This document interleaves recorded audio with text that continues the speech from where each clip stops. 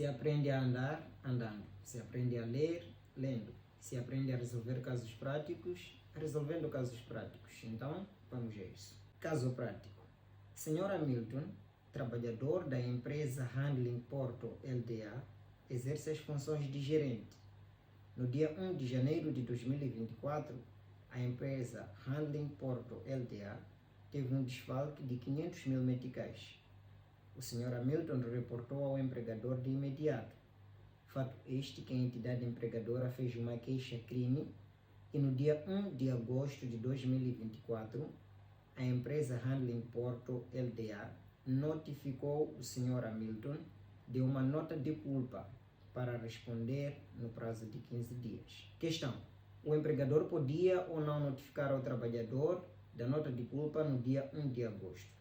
Existem dois tipos de casos práticos. Um deles é este que acabei de ler, que depois do problema exposto no caso, aparece uma questão de fundo. Este tipo é relativamente mais fácil porque o estudante já terá uma orientação clara de como deverá resolver o caso. A pergunta vai guiar a resposta que o estudante dará. O outro tipo de casos práticos é aquele em que aparece o problema exposto no caso e termina em quid juris. Para hoje vamos trabalhar com este tipo de caso. O caso é extenso na verdade, mas à medida em que se desenvolve, o docente colocou questões que o estudante terá que responder. Recapitulando o caso, no dia 1 de janeiro de 2024, desapareceu um montante de 500 mil meticais na empresa em que o Sr. Hamilton trabalhava como gerente. Ele comunicou o fato ao empregador, que acabou deduzindo uma queixa-crime. No entanto, apenas no dia 1 de agosto de 2024, o Sr. Hamilton foi comunicado da nota de culpa que tinha que responder em 15 dias. A primeira coisa que se deve fazer ao resolver qualquer caso prático, independentemente da sua natureza, é fazer um enquadramento jurídico. E isso significa enquadrar o caso, ou pelo menos a questão, a um ramo ou matéria de direito específica no qual este se insere. Ao ler este caso, percebemos que ele vai nos levar às matérias ligadas ao processo disciplinar. Consequentemente, as disposições legais que iremos utilizar ao resolver terão a ver com isso.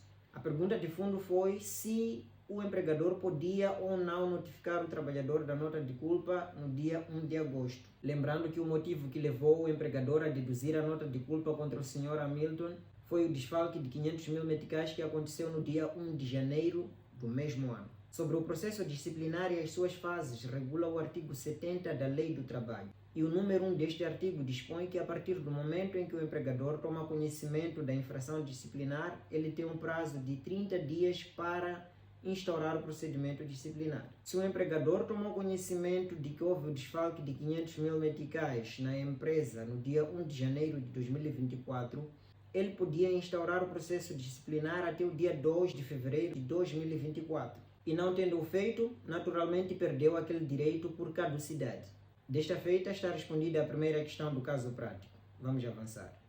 Sr. Hamilton respondeu à nota de culpa dentro do prazo estabelecido pela empresa e solicitou a sua audição e dos seus colegas, André e Rogério, que exercem as funções de técnicos portuários, de forma a esclarecer melhor o sucedido. Fato este que o empregador acabou recusando, disse que ele, como gerente, tinha que ter controle de tudo o que estava se passando na empresa e não faria nenhum sentido apresentar este argumento. Questão: pronuncia-se a respeito da falta da audição do trabalhador Hamilton e dos seus colegas André e Rogério. Como disse há pouco, ao fazermos o enquadramento jurídico do caso, o mesmo insere-se na matéria inerente ao procedimento disciplinar. A primeira questão nos levava à fase da acusação, que é a primeira do processo disciplinar, e esta nos leva à segunda fase, que é a fase da defesa. Se o trabalhador recebe a nota de culpa, que é a materialização da acusação, este tem a oportunidade de se defender no processo disciplinar, e a fase da defesa é a segunda do processo disciplinar. Vimos no caso que o Sr. Hamilton respondeu dentro do prazo dado pelo empregador para responder à nota de culpa, que foi de 15 dias. Esse prazo de 15 dias coincide com o previsto na lei para responder à nota de culpa. O Sr. Hamilton respondeu à nota de culpa e pediu que fossem realizadas algumas diligências de prova, incluindo a audição dele e a de alguns trabalhadores, para esclarecer melhor os fatos. e o empregador recusou-se a realizar aquelas diligências que foram pedidas pelo Sr. Hamilton. A lei do trabalho confere ao trabalhador o direito de, ao responder à nota de culpa, requerer que o empregador realize algumas diligências de prova com o objetivo de esclarecer alguns fatos constantes na acusação. Assim, o Sr. Hamilton tinha o direito de requerer a sua audição e a dos seus colegas, e o empregador deveria, dentro de 5 dias consecutivos, após do termo do prazo dado ao trabalhador para responder à nota de culpa, realizar aquelas diligências que foram pedidas pelo trabalhador. Isso está previsto no artigo 70, número 1, a linha B da Lei do Trabalho. E assim que o empregador se recusou a fazer isso, ele violou o direito do Sr. Hamilton, trabalhador. E essa falta ou recusa por parte do empregador em realizar as diligências de prova requeridas pelo trabalhador consubstancia numa causa de invalidade do processo disciplinar. E isso está previsto no artigo 72, número 1, a linha B da Lei do Trabalho. A entidade empregadora não gostou da resposta da nota de culpa do Sr. Hamilton e acabou despromovendo de imediato o Sr. Hamilton para uma categoria imediatamente inferior e acabou promovendo o Rogério, que era o caixa da empresa, para gerente. E porque o empregador da empresa encontrava-se fora do país e tinha uma confiança no seu trabalhador Nilton, indicou para assinar a decisão do processo disciplinar que aplica a medida disciplinar de despedimento e mandou notificar ao Hamilton. Questão: pronuncie-se a respeito da despromoção e despedimento do Hamilton e da assinatura do despacho final assinado pelo trabalhador Nilton. Basicamente, depois do Sr. Hamilton ter respondido à nota de culpa, o empregador não gostou do que estava escrito na resposta. Imediatamente aplicou uma sanção disciplinar de despromoção.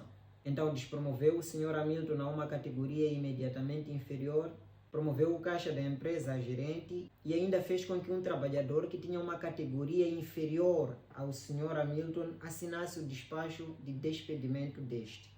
E a pergunta de fundo é: pronuncie-se a respeito da despromoção e despedimento do Hamilton e da assinatura do despacho final assinado pelo trabalhador Nilton. Ainda estamos na matéria inerente ao processo disciplinar. Neste terceiro parágrafo do caso prático, notamos que ao Sr. Hamilton foram aplicadas 2 sanções disciplinares pela mesma infração disciplinar de que é acusado.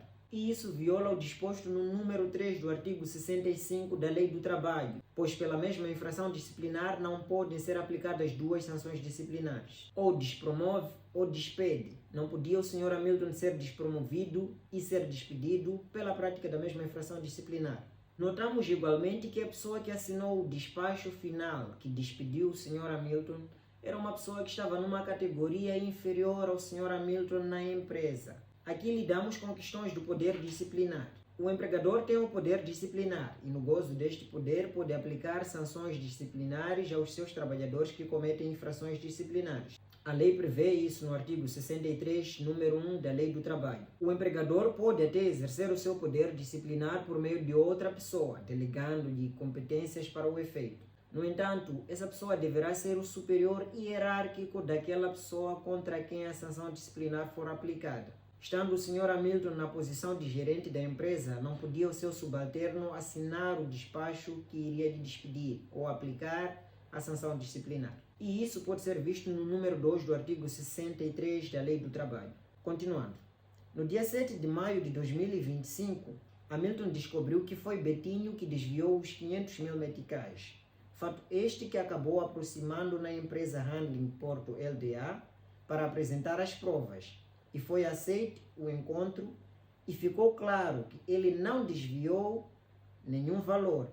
E mesmo assim, a empresa disse que não tinha como voltar a contratar o Hamilton. Questão: pelo lapso de tempo que passou, Hamilton pretende saber se pode recorrer ao tribunal. E a questão do fundo é saber se pelo lapso de tempo que passou, isto é, desde agosto de 2024 a maio de 2025, o Sr. Hamilton pode recorrer ao tribunal, se calhar para exigir algum direito que tem. Bem, relativamente a essa questão, o meu entendimento é que o Sr. Hamilton não pode recorrer ao tribunal para impugnar o despedimento. Isso porque depois da cessação do contrato de trabalho, o trabalhador tem um prazo de 6 meses para impugnar a justa causa invocada pelo empregador para aplicar aquela sanção de despedimento. Nada impedia que o Sr. Hamilton, depois de ter sido despedido, recorresse ao tribunal para impugnar a justa causa invocada pelo empregador para despedi-lo. Não tendo feito, esse direito prescreve e justifico com base no artigo 57, número 1 da Lei do Trabalho. Nesta questão, podíamos até utilizar outras bases para complementar do Código de Processo Civil, mas se tratando de uma prova da cadeira do Direito do Trabalho, eu prefiro não fazê-lo. E, finalmente, a última questão do caso. A empresa Handling Porto LDA, tendo descoberto que foi o Betinho que desviou aquele dinheiro, pretende saber se pode iniciar um processo disciplinar. Essa questão é muito interessante e para respondê-la é necessário ter muita atenção. À semelhança do que acontece na impugnação de despedimento, onde o trabalhador tem um prazo de 6 meses para impugnar o despedimento e, se não o fizer, perde esse direito por prescrição, a infração disciplinar prescreve no prazo de 6 meses. Ou seja, a partir do dia em que foi cometida uma infração disciplinar, contam-se 6 meses para que essa mesma infração prescreva, se não tiver sido instaurado o procedimento disciplinar sobre ela. Em outras palavras, o empregador tem um prazo de 6 meses para descobrir se foi praticada uma infração disciplinar e começar o respectivo procedimento disciplinar. Se passarem 6 meses depois da prática da infração disciplinar, aquela infração disciplinar prescreve.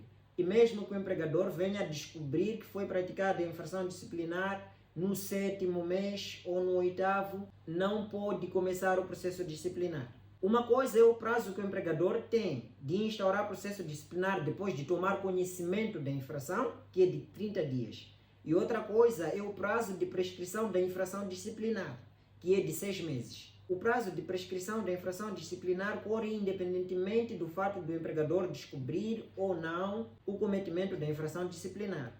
Seria fácil olhar para essa disposição e a primeira dizer que no caso em concreto o empregador já não podia instaurar processo disciplinar porque se passaram mais de 6 meses. No caso, o trabalhador Betinho, ao desviar o dinheiro da empresa, cometeu crime. Claro que cometeu uma infração disciplinar, mas essa infração disciplinar corresponde a um tipo legal de crime. E sempre que a infração disciplinar corresponde a um tipo legal de crime, o prazo de prescrição da infração disciplinar já não é o mesmo previsto na Lei do Trabalho, que é de 6 meses.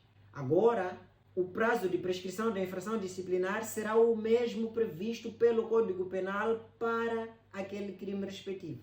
O que significa que, nesse caso em concreto, a empresa podia sim instaurar processo disciplinar, mesmo depois de passados mais de 6 meses desde o cometimento da infração disciplinar. Como podem ver, o que eu fiz foi unicamente fazer um enquadramento jurídico do caso em concreto, identificar a matéria na qual o caso está inserido. E depois disso, resolver o caso prático torna-se muito fácil porque a própria lei vai guiar a resolução do caso. Lembre-se que o docente não vai tirar uma matéria aleatória. Ele provavelmente estará a avaliar uma matéria que ele deu como um trabalho ou mesmo na sala de aulas. O que você precisa fazer como estudante é puxar de qual matéria se trata. Depois disso se torna muito fácil. Não precisa usar palavras de outro mundo, não precisa usar termos muito jurídicos. Pode, de forma simples e objetiva, dar as soluções que são pedidas no caso. Ainda que o caso apareça em quid juris, a solução não será muito diferente disso que acabamos de fazer.